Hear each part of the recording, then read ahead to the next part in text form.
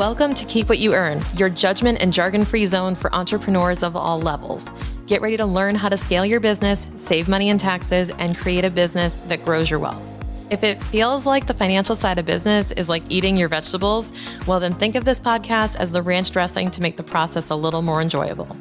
My name is Shannon. I'm a CPA and business owner on a mission to simplify money and empower others through knowledge. I hope this episode inspires you to take action, but remember that the information we share is for educational purposes only and is not individual tax advice. Now that we got that out of the way, let's start the show.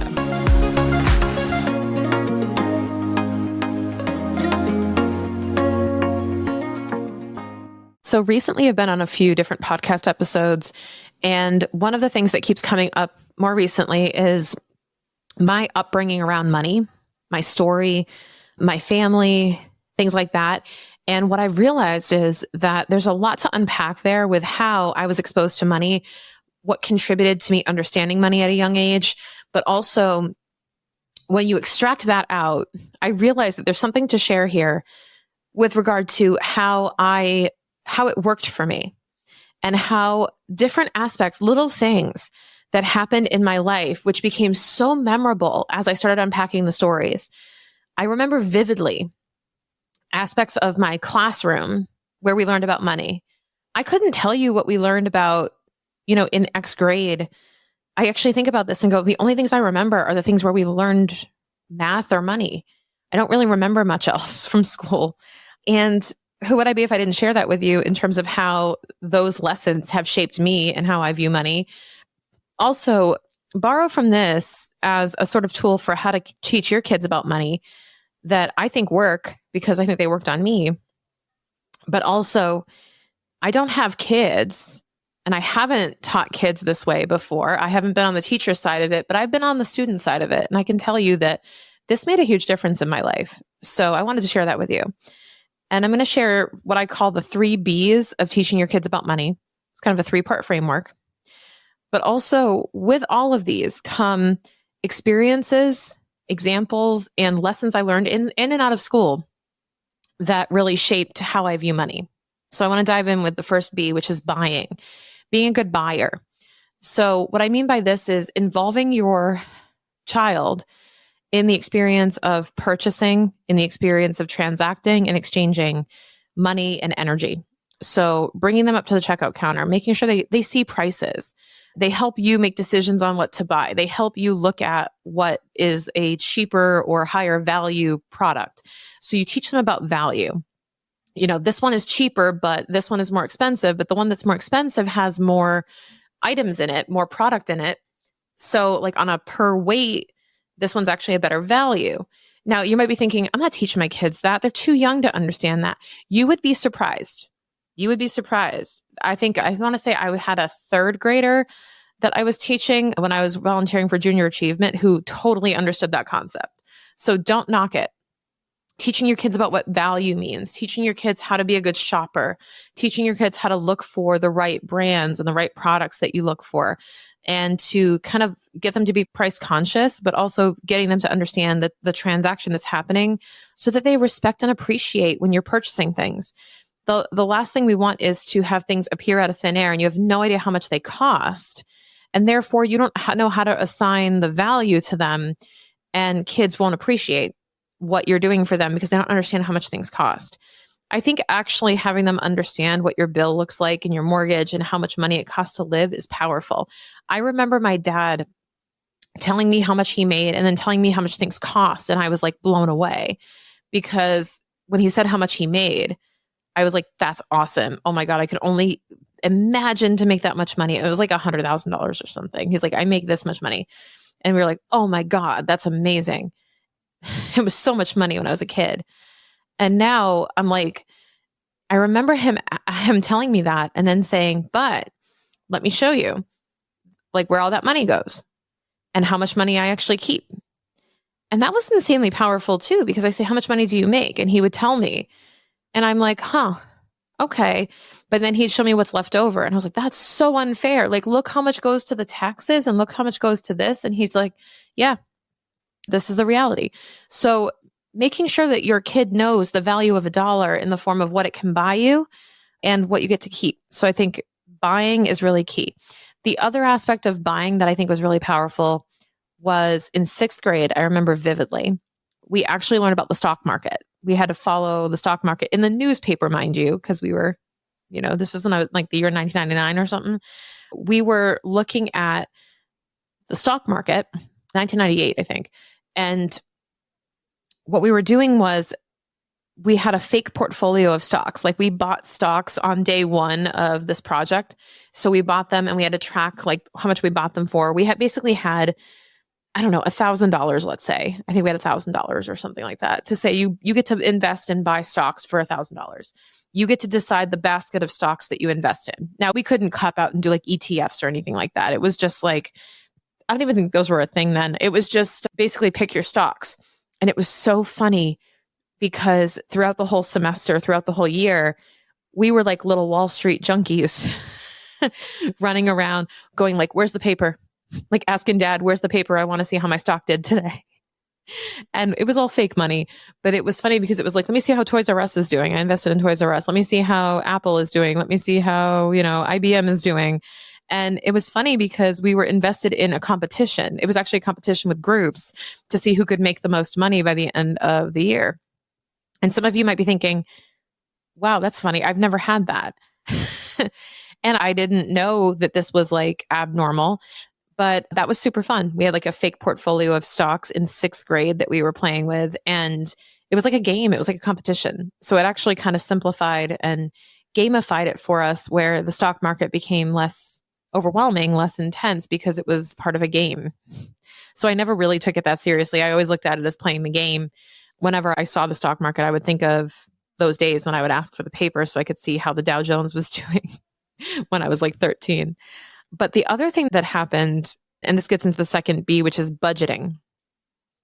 The other aspect of this with budgeting is I'm not saying to teach your kids to have a budget. I mean, that is great. That is great. But I'm thinking budgeting in the form of, I'm not saying like give them a diet of money. I'm not saying like give them money and then have them budget it. I'm saying have them perform the function of budgeting, if you will. And I'll give you an example. So what we did was when we were in fourth grade, I remember this class vividly as well. We were in fourth grade and we were told by our teacher to get into groups. And we had, I want to say it was like a couple $1,000s. Maybe $5,000 or something. I don't know how far that would go back then. This was fourth grade, would have been like, 97, something like that. So in the 90s, we were, now keep in mind, in the 90s, we also weren't Googling anything. So we had catalogs. We had like the catalogs for like Circuit City. This goes way back. And the key here was that we were expected to take these catalogs, take these things, and we were going to be given a certain sum of money. And they said, furnish a house. Like, you just got a new house. I need you to put furniture in it. So what was interesting was we were having normal conversation in that class, like the 9-year-old kids were having conversations around, say, me and my friends were saying, hey, this couch costs too much money. If we buy this couch, we basically can't afford a kitchen. So we knew that we had to put in a stove, we had to put in a fridge, we had to do this. And we would fight over like, we don't need a washer dryer. But then you would go, well, like, we need a washer dryer because we can't, we don't want to have to pay with the coins or go down the street. Like, we were given all these scenarios, like how much it was going to cost if we didn't get the appliance and we had to go pay, like go to a laundromat instead. So it would actually show, how much it would cost. Like, if you don't have one of these things, here's how much it's going to cost you to rent it, or here's how much it's going to cost you to use someone else's. That was insanely powerful. So we were given basically a budget, but we were given just an amount and saying, this is how much money you have, and then this is what you get to go spend. It forced us to think differently about limitations and to work within the bounds of constraints. This is what it was teaching us to do, was work in the bounds of constraints and solve a problem. So our constraint was we only had a limited amount of money. And the other issue was we had to work together with our own preferences, our own tastes, our own like desires and ideas to furnish a home. And it took forever. I remember this vividly of clipping out, like we had to put it on a poster board and we had to clip out from the catalog what we bought with the prices. And we had to stay under the budget. And I remember how difficult that was because we had to make choices. We had to make compromises.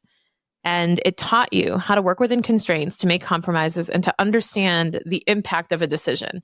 So if I say yes to this, I have to say no to that. And being okay with that, and kind of grappling with a yes here means a no there, and that's okay. And I'm making that choice consciously. And I think if someone had explained to me back then what we were doing, it would have made no sense to me. But in retrospect and in looking and reflecting on it, that is one of the coolest skills you can teach a kid, is to work within constraints, to make decisions, to make core decisions about their finances. Lastly, the other thing that we should be teaching kids is how to be a borrower. Because here's the thing. It doesn't mean teach your kids to get into debt, but how to be a good borrower. When I was 18, my dad and I were talking about how I was leaving for North Carolina for college. And he said, we need to get you your first credit card. I had a debit card from my own personal checking account at that point, but I did not have a credit card. So he said, I need you to keep this credit card for emergencies in school. Now, what he told me was, the money that's on this card is not your money. The money that's on this card is someone else's money that you are borrowing. And every month you have to pay it back. So if you can't afford to pay it back right away or within a couple weeks, you can't afford it, period. So do not run a balance on this card. Do not carry it over. It was kind of like this floor is lava moment. Like, you know, when you're a kid and they're like, floor is lava, can't touch the floor. For me, that was my dad saying, this isn't your money. You cannot carry a balance. Like, something will blow up if you carry a balance. Like, I never carried a balance in 20 years. I've never carried a credit card balance because of this lesson. My dad always told me, you can't carry a credit card balance. Like, you have failed if you carry a balance. And do I believe that?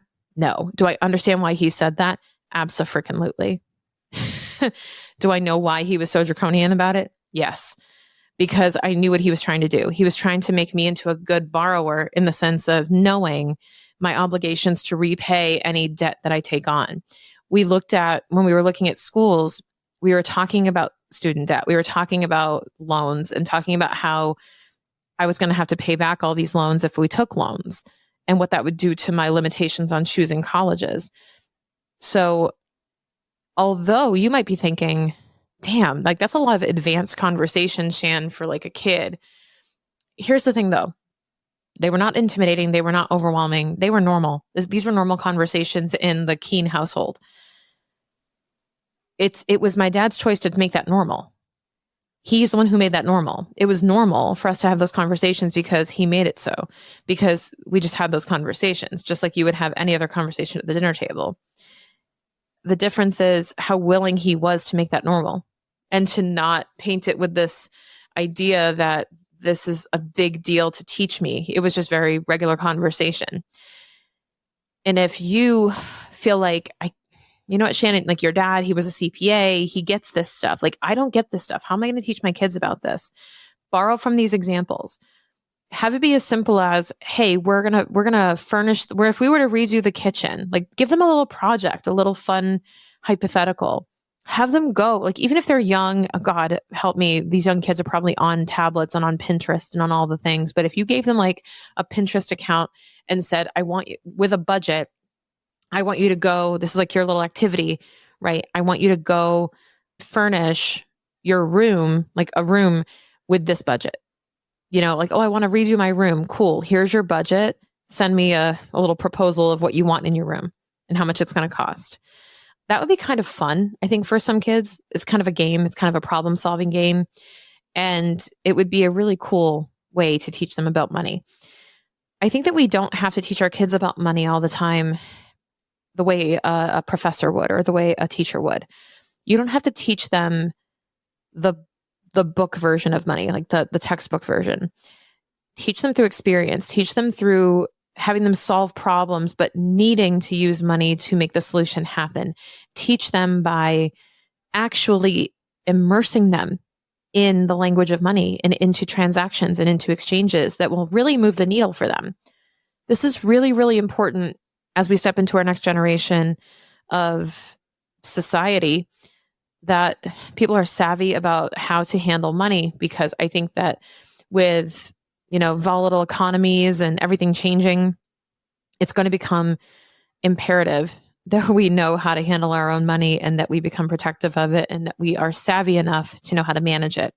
So if you pull anything from this, I hope it's something that will help equip you to teach your kids about money into the future, or even for yourself, giving yourself a little bit of tools here to help you become more comfortable with the concept of money and understand how folks can simplify this down to even the level a kid could understand. Okay, real talk. Our business can really mess with our emotions and our mindset. Am I right? One day we feel like we're unstoppable, like we could run through a wall, and then the next we want to burn it all down and start from scratch. Hey, I'm with you. A lot of this has to do with how we approach our money. And if you need a quick jolt of mindset habits for the next 5 days to help you reboot and recalibrate, check out my 5-day financial mindset refresh delivered straight to your email. Click the link in the show notes to sign up right now.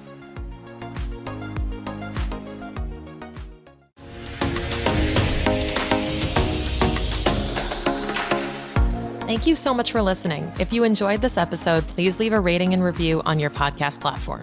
This small action goes a long way for podcasters to get our message heard by more business owners just like you. Be sure to check out the show notes for links to information about our guests and ways to get in touch with me. We'll see you on the next episode.